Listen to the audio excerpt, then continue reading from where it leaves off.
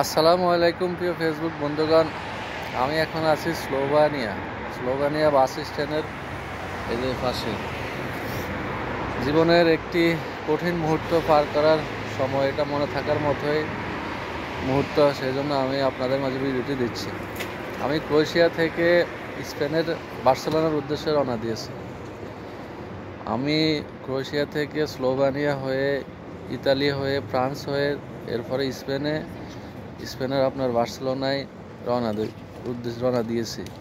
এর মধ্যে স্লোভানিয়া এখন রাতের 11টা বাজে। আমাকে রাতের 1টা পর্যন্ত এখানে অপেক্ষা করতে হবে। আমি এখানে এসে নেমেছি আপনার রাত 9টায়। আমার নেক্সট বাস হচ্ছে রাতের 1টায়। 4 ঘন্টা আমার এখানে বাইরে বসে থাকতে হবে। এখন তাপমাত্রা হচ্ছে 3 ডিগ্রি সেলসিয়াস। আপনারা চিন্তা করেন, এই 3 ডিগ্রি সেলসিয়াসে তাপমাত্রার ভিতরে আমি এই বাইরে বসে বসে কাটাতে হবে, কারণ কাউন্টারগুলো সব বন্ধ হয়ে গেছে। কোনো কাউন্টার খোলা নাই, দোকানপাটও খোলা নাই। এখন আমাকে বাইরে বসে কাটাতে হবে। আপনারা চিন্তা করেন আমার কি অবস্থা হবে। আর আমার জন্য দোয়া করবেন, আল্লাহ যেন আমার জন্য সব কিছু সহজ করে দেন।